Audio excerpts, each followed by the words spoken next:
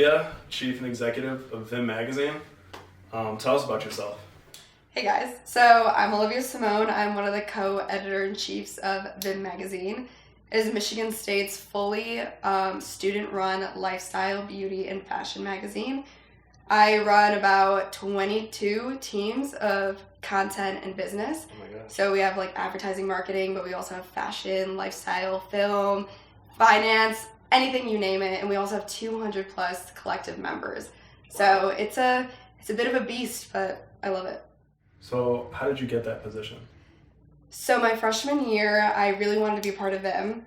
And so I was a very eager freshman and I applied to be on any team. I think I applied to about 6.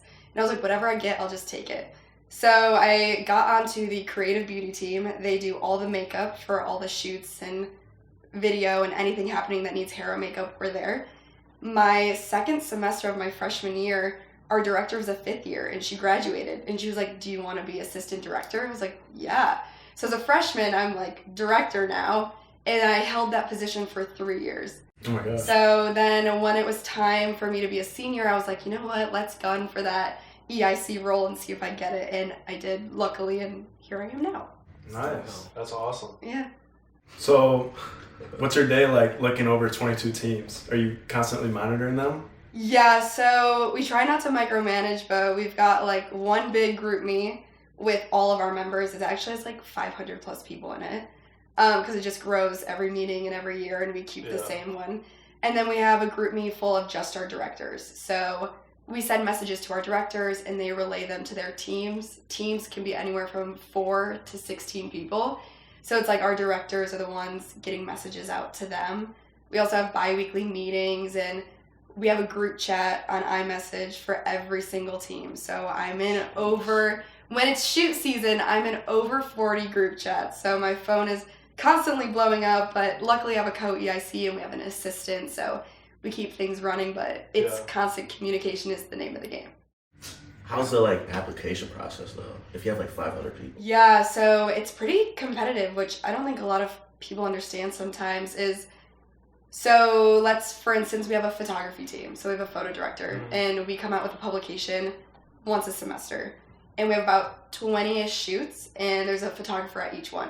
So we have to coordinate all of that. And if you want to be on the photography team, you apply with a portfolio. What have you done in the past? There's also some short answer questions. And then ultimately the photo director gets to choose who's on their team. So we make everyone reapply every single year. All of our directors have to reapply.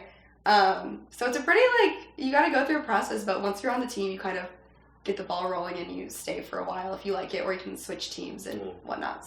So what advice do you have for students coming into college that have no idea what they want to do? So I didn't really know what I wanted to do. I started off as a political science major. I was in James Madison, which I quickly realized not for me. So after a semester, I switched to journalism. I took 2 journalism classes, too much grammar, and I said, not for me. So then I was like, what's broad enough that I could do a lot with it, but yet still have some direction? So I applied to be in Broad. I got in. So my sophomore year, I started all of my post Broad requirements to get in classes. And I chose marketing, and I wouldn't say that I still love marketing, but it's something that got me through college with enough. I think all the core business classes are really great knowledge of we use our studios and all the Excel, and now that I'm applying to jobs, they want to see that. And I'm not necessarily sure if I want to be in a job that requires me to do all that, because I'm not a crazy analytics number person. I probably should have been an advertising major. But I think marketing served me well. But if you don't know what you want to do, it's totally okay to switch. And it's totally okay to pick a major that you think is broad enough where you'll be able to do anything with it. I don't think there's any shame in that. Yeah. People who do communications, it's so broad, and people who just do business and management or marketing, it's so broad, you can do so much with it. And I was mentioning all the people that we've met for the Entrepreneur Association, they're doing things that are so unrelated to what they were doing in college. Some founders are doing a technology company, and we're like, oh, so how did your college experience prepare you for that? And he's like, oh, I was an art history major, and you're like, what? And it's all the experience they did outside of class that prepared them for what they're doing now. So your classwork is kind of like to get you through the day, and honestly, if you're pre-med, if you're pre-law, like, it matters. But I think for someone who, if you want to be entrepreneurial or you want to go into like advertising, PR, marketing, communications, it's like such a broad world. You can really do anything. It's about like what you know from internships, experiences, clubs that I think matters more. Yeah, sometimes you won't even know what you want to do until it like comes to you. Exactly. Yeah. Can you tell us a little bit more about like the recent fashion show that you guys just had? Like how hectic was that? Oh, totally. So we have a team dedicated to the fashion show. It's called the Fashion Relations Team. We've got 3 directors, Kirsten, Shree, and Lily. We have 2 business and 1 creative. So Shree's our creative, and she did kind of the vision, the theme, the directed photo, the video that was before the fashion show, and then Lily and Kirsten are business, so the logistics, how many people, renting out Wharton, finance, funding, so much goes into it. And Shree was also managing this year. We amped it up to, oh geez, I'm gonna butcher the number, like over 16 designers, or maybe like 16 or so, and over 60 models. And people re-walked too because we needed more. So it was hectic backstage, but the girls did a phenomenal job. It ran smoothly, with all considered, because it is a hectic day regardless, but it was a lot of fun. And I designed for it this year again. Yeah. So my designs walked down the runway, which was fun. Congrats. Oh, thank you. Thanks. Yeah. How much time goes into designs? Like, Oh God, a lot. So they're gonna kill me, but I am very much a last minute person. Yeah. So my designs weren't done until like 5 hours before the Oh my show. God. I was like Jeez. doing my last sewing and whatnot, but I had 4 looks this year. They were all like bridal-esque, which I didn't even mean, because I don't make patterns, I don't plan. It's what I make is what I make. So it's always a surprise to me and everyone else, but I loved what I made, so it was fun. do you have an inspiration, or just off the top of the head? Yeah, it's kind of off the top of the head mixed with what's trendy right now. So rosettes are really in. So like florals on chokers and whatnot. So my whole collection had rosettes and flowers kind of intermingled throughout it all. So that was kind of the inspiration. Do you find are the models students here, or do they reach out from like everywhere? So Because I want to be a model. No, yeah, no, you totally should. I gotta be on there. So the way modeling works for VIM is we only take MSU students. So since we're fully student run, we're like, it needs to be fully student faces. So for our magazine, every semester we have a casting call. So we have a full team dedicated to casting, and they look through 200 faces every semester to find who's gonna fit these pitches best. So I implemented with my co-EIC this year a no repeat model policy, which some people weren't too happy about, but we have so many faces and so many people, why would we repeat? Everyone deserves a chance. So it's up to the EICs next year if they want to continue that, but it was really awesome this year. We prided ourselves on all new faces for every single shoot. Here or there, I think we messed up a little bit with a repeat or two, but otherwise we did it. But for the fashion show, there was a casting call, and everyone did a walk, and we recorded and took measurements and photos, and we had a very diverse show this year with body types, ethnicities, disability, everything. That's so awesome. we take everyone and anyone, so if you want a model, you should definitely look out for that casting I'll call. probably be the best model. Totally. You should look into the casting call, and I'll put in a good word. Yeah. You guys heard it there first, but what I really want to know is, like, since it's student run Yeah. and like people are coming in and out every year, how big do you think it can get? Like, say with like Vogue or like. How big do you want it to? Oh, okay. So we've actually been recognized as one of the top 15 collegiate fashion magazines in the country. Okay. So we get recognition like every now and then, but we really do it for the passion and for the fun of it. We always joke around that we should send a copy to like Anna Wintour's P.O. box and see what happens. But I was just in New York for the Entrepreneur Association's annual spring meeting or spring trip, and I brought a bunch of copies of the magazine as my like remember me to all the people that we met, and it really paid off. Like the magazine is impressive. It gets people jobs. It gets people talking. And so when I brought our fall edition, I gave it to one of the people that we met, and he was like, hey, can you write all your information on the back of this? Like, I'll let you know if there are any job openings. I was like, oh my gosh, yes. So it definitely opens doors for people, and that's kind of what we're going for, rather than like, I guess, Vogue status. So. Mm-hmm. So how do you raise awareness for VIM? Like, how do you promote it? So we don't really have to, which is a really cool thing. VIM is quite known around campus, especially in the fashion community, that our members are growing by the meeting of people just hearing about it through Instagram or hearing about it through a friend or like hearing about it through our casting calls, our magazine pass outs. We pass out every magazine for free. We print about 1,500 copies and we pass them out for free for our students. So it's kind of like, I guess that's kind of like the awareness. And if we're having an event or fundraising, we ask all of our members to post, which if everyone posts, that's over 300 posts like of awareness. So I think we kind of just like power in numbers.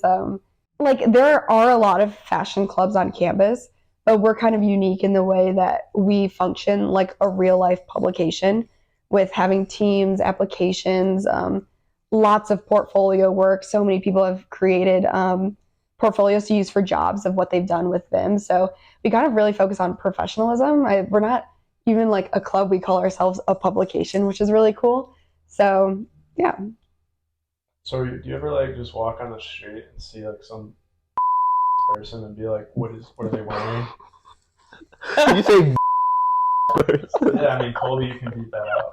Like, if they're just wearing like an awful outfit, you cringe, or you're like, oh, good for them, they're trying. No, because someone's probably looking at me and they're like, what is this prairie ass hippie outfit this girl is wearing?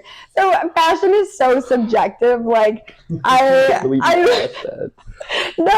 mean, like, is some fashion questionable? Sure, yeah. But it's really all self-expression. So when I was a freshman, I didn't really want to stand out because, like, you want to fit in, like, obviously. So I'm wearing my typical jeans and a black crop top. And that's what that video is. It's all girls walking in blue jeans and black crop tops.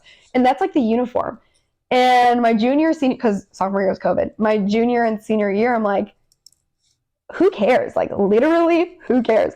So I started wearing, like, what I wanted. Like, I'm 5'8", and when I wear heels to the bar, I'm taller than every boy there. Like, no offense, guys. But lots of short kings out there. But, so I'm, like, towering over everyone, and I'm like, I literally could care less. So I, like, started wearing my heels to the bar, like, wearing my, like, leather mini skirts, and, like, I had this fur jacket, and, like, who cares? No, yeah, I was, like, wearing, like, my thrifted outfits. But will I throw on a basic bar fit every now and then because it's easy? Of course. Like, you know, but bottom line is like, wear what you want to wear, like, especially being with the girls in VIM. Like, I remember Fieldhouse has changed, but Fieldhouse used to be the spot where everyone dressed so freaking cool. And I would go with some of my VIM friends and they'd be like wearing their sunglasses in the bar and like drip down like all this jewelry and like these awesome outfits, like wearing dresses and heels, and like, I was like, these are the people I want to be around. Like, this is awesome. I felt like New York City vibes. But yeah, it's a wide range of clothing on campus. It really is. Sometimes I'll see a few guys changing it up. They're wearing like an untucked, like casual button down. That's not necessarily linen, but like a cooler material. And like, that's a cool way to like mix it up. And like some guys wearing rings, some guys wearing like bracelets. And I tried the whole ring thing. I don't know. Yeah, rings it can be hard. Man, you look good in rings. I don't want to make that joke. But it's even like the jewelry and the haircut, like the mullet. Like, I feel like that's a way for guys to switch up their fashion is through like, it's the little things. It's the little things. Yeah. Like right now, like the mullet and the mustache are crazy in. What like, about dreads? Yeah, I mean, like, I see. You cut his dreads off. Oh, you want to cut them off? I feel like the buzz cut is so in right now for summer, especially for guys. Like, that's all I'm seeing is like the buzz cut with an oversized graphic tee and then maybe like a cargo pant is like for the summer. And then like, what about flannels? Like, I've always thought about investing in flannels, but I feel like every single dude, especially in college, is just flannels. So we're at Michigan State, okay? Yeah. Let's establish that. Michigan State, I'm from Metro Detroit. I'm from Troy. And this is terrible, but like I didn't realize a majority of Michigan was very rural until I went to Michigan State. They're like the west side of the state, the rest of Michigan. Yeah. And like flannels are like a majority of what guys wear here because it's kind of like, you know, like the country vibe.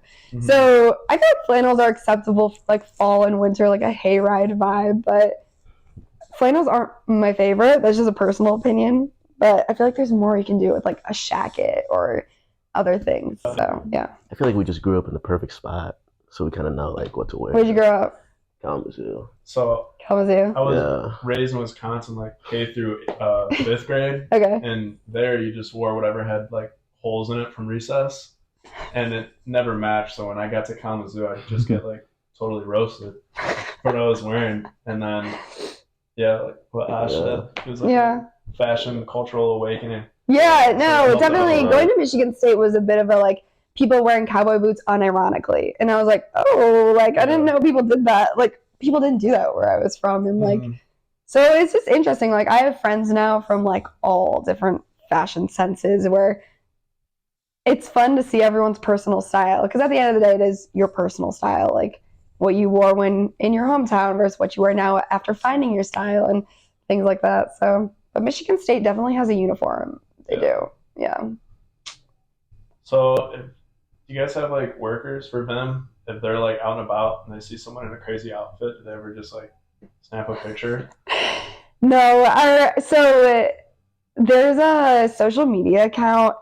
I think it's in like Sweden, which like Norwegian style for girls is like super in. It's like Matilda Djurft, I think is her last name. It's really cool. I love this style. And like Scandinavian style is like really in. And there's someone on TikTok that goes around and stops people on the street and they like tell me what you're wearing, which that happens everywhere. But on my For You page is like that one. So our social media team was going to start doing that. And at a few of our meetings, like that's why it's cool. Our bi-weekly meetings, like some people like to dress up because it's their time to like feel good. Like during the day you're wearing sweatpants to your class. Like I dress up for every meeting, which is fun. And we had our social media team like stop people on their way and be like, what are you wearing? So sometimes we do stuff like that. But yeah. I got the dangly cross earrings the other day, but I was gonna say I don't think they'll ever see the light of day. I mean, it depends on where you're going. You gotta have like a. What do you mean, like I was just in New York and like people at the club are wearing like their chinos with like a mesh top and like dangly earrings. Like that's it. That ain't damn. I mean, what the rings are? It could be. Could be. See, that style is just fun to mess around with. Like you could go to the bar one day for shits and giggles and just wear something and see what people say, you know? Yeah. And sometimes people will stop you and compliment you, like, because you're being different. So, definitely. Yeah. So I didn't know you guys have a whole, like, male portion of the magazine, right? Or is it strictly female? No. So the way that it just happens to be is a majority of our members are female. But we do have a lot of guys, like, come to our meetings. We have guys on teams. Our 2 film directors are Jaden and John, but a lot of our directors are female, I won't lie. But in the magazine, for like modeling wise, we have a huge mix of guys and girls and whatever. Yeah, so men's fashion is awesome. We definitely like put together a lot of those outfits. We had a shoot last semester called Skater Boy Vintage, and it was a collaboration with MTV on Grand River. And it was just a shoot of 4 guys like in their skateboards doing their thing, wearing these really cool outfits. So that was a fun one. We should be on a magazine, you know. That'd be cool. We're just doing some shit. Yeah, you guys. I'll put in a word. Maybe you guys can model next year. So I don't know why I haven't asked you this. Is there revenue being made? And if there is, where does it go? No. So we are fully student run magazine. We do sometimes. We have a full advertising and marketing team. Yeah. And we'd save room in the magazine for print ads. But print ads really aren't a thing anymore. So we do a lot of social media ads, like for people in the area. And we have a whole media kit. That's all their job is, like they make the media kit, find people, which is really cool. And it's totally free for them just to reach out and try and get that space on the magazine? So no. So like they'd pay for a spot in the magazine. Okay. Same with like when we post about businesses on social media, there's usually like there's a trade-off. Like, it's this much money for a story or this much money for an Instagram post. So that's a really cool way for especially like our PR, marketing, and advertising teams who want to maybe do this in real life. We get like UAB funding. Yeah. So it costs a lot of money to print this magazine. Like publishing, we go to a publisher in Lansing and it's quite a lot of money. And everyone in VIM pays dues. And a lot of the dues go towards printing the magazine. And we try to do a lot of fundraisers for the fashion show, we did an extremely successful fundraiser at the Riv called Rock the Riv. Yeah. And it was so cool. Like, everyone showed up in punk rock clothing, and we made a lot of money from that, which was really, really awesome. And the Wharton Center to rent for the fashion show is not cheap at all. How much is it? I think it's about $5,000. Yeah. Right? Yeah, for a night. Holy So, so we don't really like have investors or donors, and we pass out the magazine for free, and it really is a passion project for everyone that does it. We obviously don't get paid, and it's we work because we love it, and we do it for the portfolio, for the friends, for the experience, and yeah. Do you know how many people were there at the show? Yeah, oh my gosh. So we sold out the whole entire Wharton Center, and people didn't think it was going to sell out. I think it's 550 seats. And people did not think it was going to sell out. People were offering to sell their $15 ticket for $100, and people were buying them. Yeah. And I was like, oh my gosh. So that's crazy. Like, and it's so awesome too, though, to have a sold out show, to have demand, to have people want to be there. So it was unfortunate that people couldn't go, but we recorded everything. It's on YouTube, but it was also pretty cool that it was sold out. So do you guys have a lot of people that are students that come through and then this lands them like a big job after college? Totally. We had an alumni panel this semester, and it's people working all across the board, LA, like New York, abroad, Miami, Chicago, Detroit. And the VIM network and the MSU Spartan network is massive. Really? And oh yeah, it's crazy. A girl just graduated. She was our old editor-in-chief, Lily. She's working at Macy's. And our old creative director is working for Condé Nast, which is the publisher for Vogue. And we have people all over at like Warner Brothers and doing graphic design, starting their own PR firms, starting their own companies, being stylists and starting their styling while they're in school and it taking off afterwards. And it's just really cool. Everyone's doing a bunch of cool things, and it's a great community, and we're everywhere. So there's always a connection in some business or industry, and we try to connect people with them by bringing in speakers to our meetings. And that's awesome. Yeah, it's cool. Thinking. I keep looking at the wrong camera. It's like your fifth take. I ran out of questions. Yeah, it was 20 minutes.